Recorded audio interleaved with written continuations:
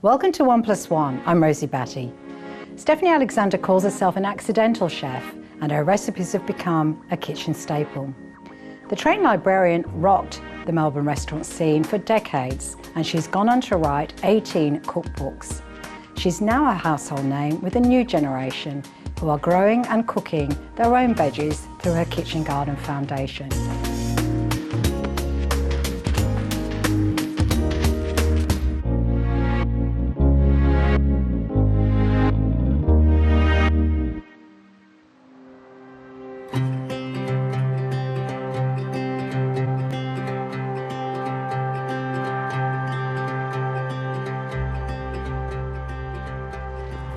This lovely zucchini, they look pretty good. Yeah, that look great.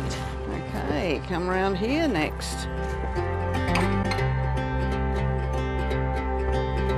Okay, look at the beautiful basil.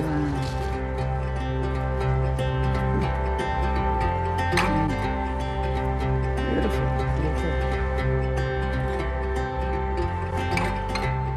What about your snails?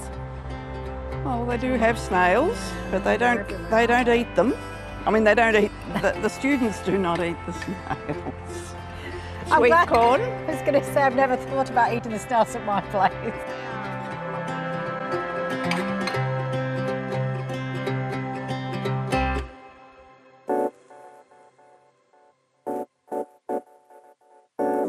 Now, Rosie, I'm famous for the speed with which I make a simple green salad. So a bit of sea salt in the bowl, a little bit of quality vinegar. This is aged red wine vinegar. Aged red wine vinegar.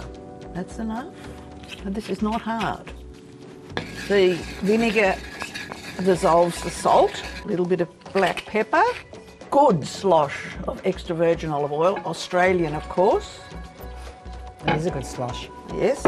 Now, then I've got a mixture of green leaves. Now, if I were doing this for a dinner party, I would put this and I would do the leaves on top. So I could just put them in my fridge for an hour until it was the moment in the evening for the salad. It looks really nice with different colours and different textures. textures. It does look beautiful like that. And then we do need to turn it. And then we have these lovely little croutons, and I've taken a clove of garlic, and you really only need 1 or 2 swipes. And these become little special bits that people will fight for. And that is Stephanie's simple green salad made in what, 2 minutes? 2 minutes. Your Stephanie Alexander Kitchen Garden program started in 2001 here in Collingwood. Tell me about the program and what type of approach you have with the children that are part of the program. We started, it was very, very small, 2 little tiny beds and so on. And it has simply grown and grown, and it's grown because it works, because the children love it. So it's now in over 1,000, probably more like 1,500 schools in Australia. Early learning centres, that's all included in that number.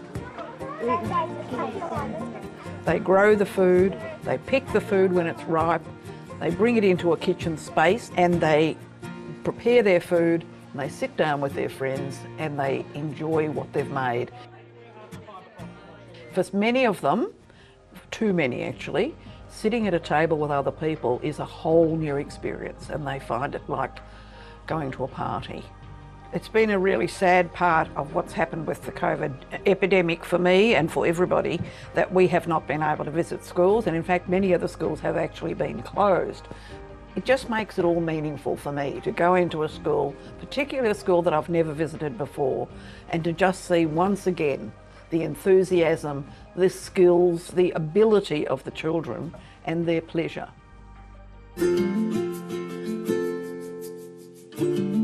Well, Stephanie, I look forward to us coming back and tasting this lovely salad, because those croutons of garlic smell just delicious.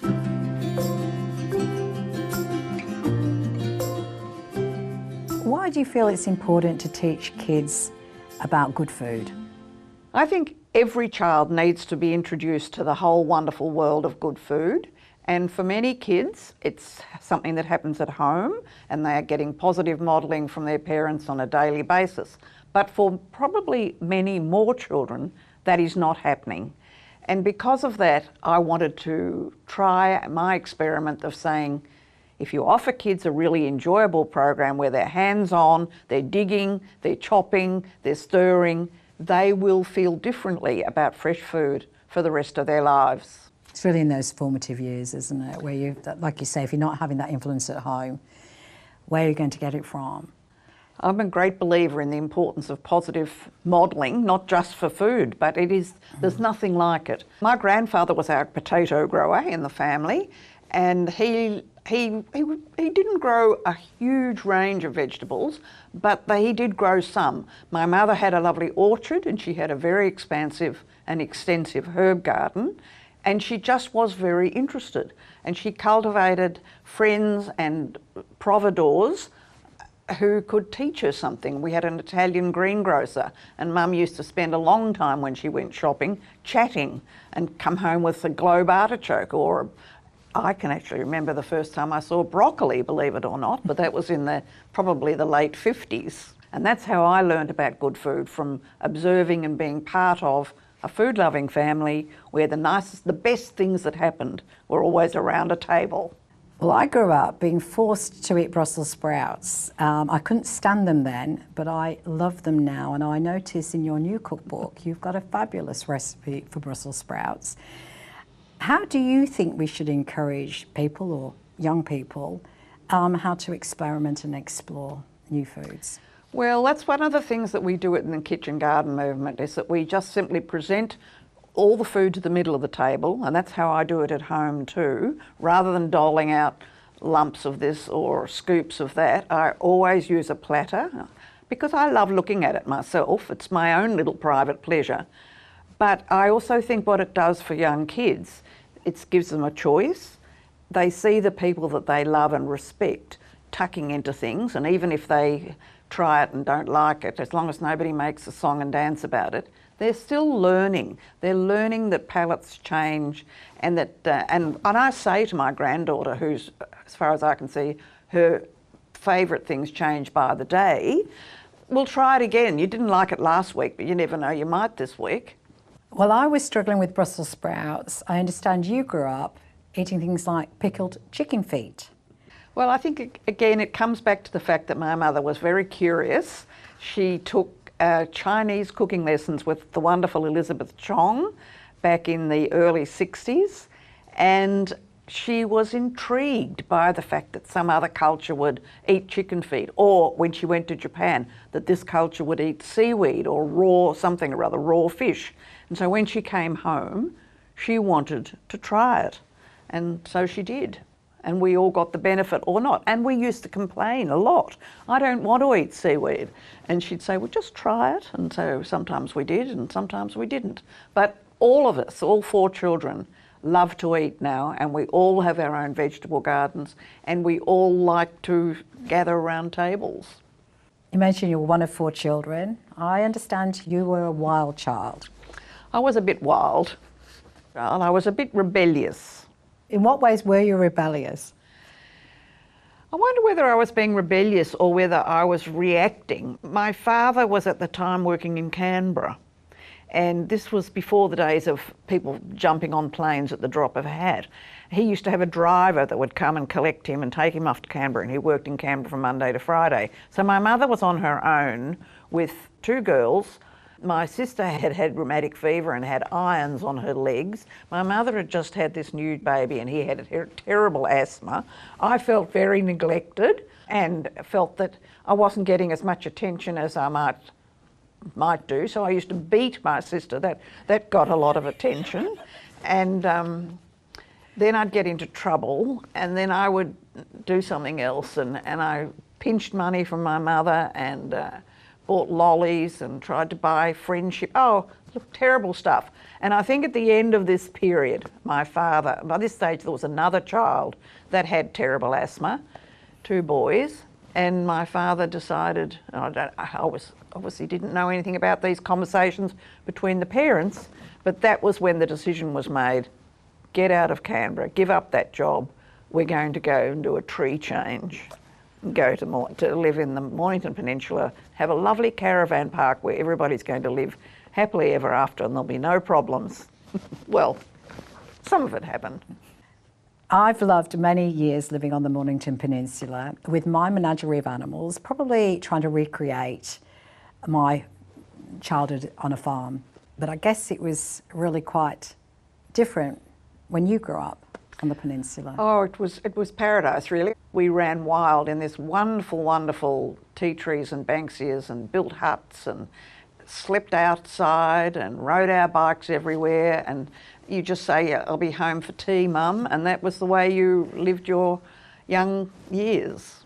We were lucky, weren't we? Because that's exactly how I grew up. And you didn't come back. Somehow, maybe it was when you were hungry, you went home. Yep. And as long as you weren't sat indoors, but out there playing, they didn't mind where you were. That's exactly right. You didn't have a traditional pathway into becoming a chef. In fact, you started off as a librarian. Well, I just loved cooking, and I started to cook probably seriously when I was about 10 or 11. But it had never occurred to me that cooking was something you did for a living. I don't know that I really formalised this thinking, but I know now, looking back, it was something to do with gender. You know, girls, you cooked at home, but it was nothing to do with a job. And I knew that I wanted to go to university. I knew that I loved books and writing. I didn't think I wanted to be a teacher. And I think probably my father, who was a great book lover, said, "Have you thought of being a librarian?" Oh, I thought that sounds like a good thing. So I went ahead and did it, but it didn't stop me cooking. So that was my hobby, and I was very passionate about it. But I understood that to earn a living, you needed to do something quite respectable and follow a clear pathway, I think. So I really loved being a librarian, and I did it for 10 years. Tell me a little bit about your parents and what you learned from them. Well, you know that my mother was a great cook, so I obviously learned everything I know about food from her. She was also a painter, so I think that gave me an appreciation of art. I'm not a painter. I'd love to have been able to paint, but I can't. But my father was a great book lover. He left school when he was 13. He came from a very, very poor family, farming family in Gippsland. But he loved learning, and he went on reading, and he started a small commercial library in Ballarat. So I grew up knowing that, looking up things, and he used to say, "Look it up in the index, Stephanie, look it up in the index." Still hear him saying it. And he had the Encyclopedia Britannica, and if I said, "What's such and such?" we now say, "Google it, look it up in the index," he'd say. You've said your parents had a keen sense of adventure. I wonder how that's inspired you in your life. Now, my father actually wrote a bit of an autobiography, unpublished, called The Timid Adventurer, which I think is actually pretty smart, pretty clever, because he was in many ways quite shy. My mother was definitely shy, but they did pursue their interests with energy. And when Dad had been a young man and he went to Europe, he went on a French cargo boat, and he went steerage class, which we don't even know what it means, but it was sort of below the water line. It was very, very cheap. And so he went that way across the Pacific, and he went to New Caledonia and what was called the New Hebrides then, Vanuatu today, and to Tahiti. And he told us wonderful stories about this. Roll on a couple of decades, and I'm set to do the rite of passage to go to Europe. So I decided that I have to go on a French cargo boat too, and I have to go across the Pacific, and I have to go to Tahiti. In steerage class? I chose not to go in steerage class. I got up one level onto tourist class. That was an eye-opening experience for you. Certainly was. Those French sailors looked so lovely in their white uniforms, and they were all beautifully suntanned, and they were just outrageous when you think about it now. And they just assumed that every woman on the boat would fall for them, which they did. That's the other thing, they did. So I fell for a few of them. It was a long trip. I was going to say, how long was this trip, Stephanie? 6 weeks. Oh, yes. So there was time to have a few romances and fallings out. It was an amazing trip. You've had a long love affair of France and French cuisine, Tell me how that began. Well, the French cargo boat was really where it started. Yeah. But I had been reading a vast amount about French art. I was very interested in Impressionism. I was learning French language at school very badly. And then I got on the French cargo boat and realised that I really was very interested in this culture.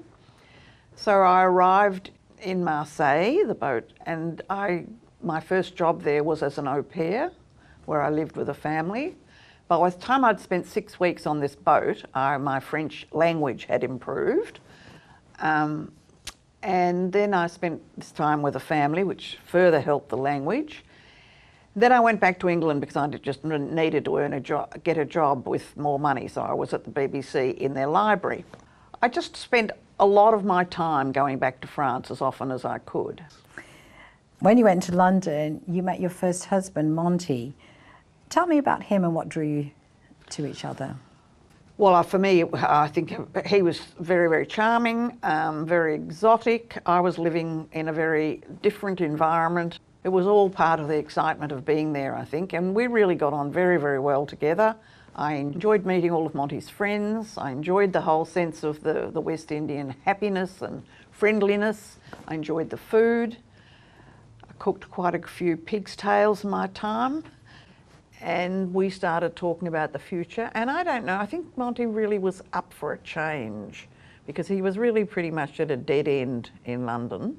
It was also the time, I might add, when Australia didn't allow anyone who wasn't white to come into the country unless you happened to be the partner of an Australian, which was probably the reason that we married in London. And I did ring my family and say, I'm about to marry a Jamaican. I rang, because you didn't ring in those days. That was sort of, you only did that if somebody was about to die. But so I rang my family and my younger brother answered the phone. I said, you better get Mum to the phone quickly. I'm about to marry a Jamaican. I don't know why I stressed that, because I knew that my parents had no sort of feeling about one race being superior to another, but I just felt they needed to know that. And then we came back to Australia via Canada and the West Indies, and I decided that I had to get a job, definitely. So I got a job as a librarian, but at the same time, Monty was saying he'd like to import food from the West Indies. And it was very much at the beginning of people being interested in unusual and exotic foods. And I said to him, well, there's no point just importing cans of ackee just because we might have heard the Barry Belafonte song. Somebody needs to know what it tastes like. We should open a coffee lounge. You didn't have such things as cafes and wine bars in the early 60s, mid-60s actually.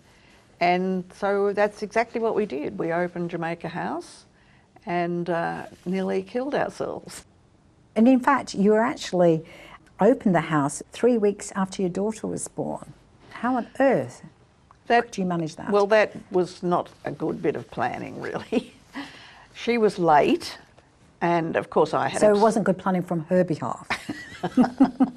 I think it was bad planning from everybody's point of view. I mean, we knew nothing. We didn't expect to be rushed off our feet by people who thought this was a very exciting, different sort of place, which it was. Monty was meanwhile working in a factory an hour's drive from Melbourne. So he was doing an 8-hour shift starting at 4 in the morning and coming back at 12 noon, where the people were rushing in to have this lovely ackee and saltfish. And I meanwhile had this child wrapped in a bunny rug pushed against the wall so I could breastfeed her in between orders. I mean, it was ridiculous. And probably unsurprisingly, after 2 years, we sort of fell apart, and the restaurant, I might add, Jamaica House, went on for many, many, many years. Monty continued being a partner until he died, and it was very successful.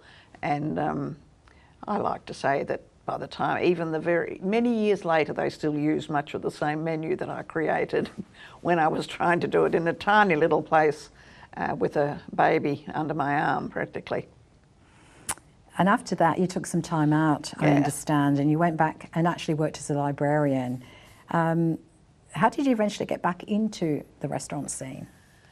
All the time I was in the library, I was still passionately interested in food. I did 6 years at Princess Hill High School, and I was running cooking classes at home just because I wanted to. And I realised that this passion of mine for food was not going to go away, by which stage we'd got to the point in Melbourne where there were the beginnings, just the very beginnings of small owner-operated restaurants, as opposed to the fairly fancy establishments that were within hotels or run by very long-established Italian families. And so I thought, no, I really want to have another go. By this stage I was remarried and had another child, but she wasn't 3 weeks old, she was about 18 months old. So I convinced myself and my then husband to open this little restaurant called Stephanie's. Now, so this is the lamb dish, which has It was obvious that I basil. was intrigued by the idea of running a restaurant, but at the same time I was fairly realistically frightened of running a restaurant. I knew people who did own restaurants, and I knew that it's incredibly demanding physically and emotionally, and that you're under a tremendous amount of strain a lot of the time. And sadly, I didn't ever get to experience Stephanie's, but I know of its reputation that it was a real trendsetter. Why do you think it was so successful? I think Stephanie's succeeded because it was different. It was a fixed price restaurant, which was unusual, certainly very common in France, and I had been there fairly recently, and I knew that that was the way that small restaurants operated successfully in France, which meant they didn't have to have this enormous range of food. They had a fixed menu which changed regularly. So we started off with a fixed menu. I was constantly looking for really interesting produce. Again, from France, I had realised that there was more to lettuce than iceberg, and so I was looking around trying to find more lettuce than iceberg. And as a result of all those little lookings around, and I was starting to write about food, people came out of the woodwork and would come and knock on the door and say, look, I've got this, I've got that. Yellow potatoes, it was lovely actually. The Cook's Companion became this enormous hit. How did that impact your life? The Cook's Companion has been one of the most important things that I've ever done, and I am very, very proud of it. I sort of see it as sort of almost as out of me. I mean, definitely out of me, but it's sort of like it has its own identity. It gave me a financial freedom, so I could put my energy into developing the kitchen garden program. I didn't have to be looking for a 9-to-5 job. It really encapsulated every single thing I thought I knew about good food at the time. It's been published 25 years ago and it's still selling, which is pretty extraordinary. It's constantly adjusted, if something happens or a product changes in spots, I try to keep it up to date. And it's been embraced by real people in real homes, cooking real food for families. And I think that's the most amazing thing.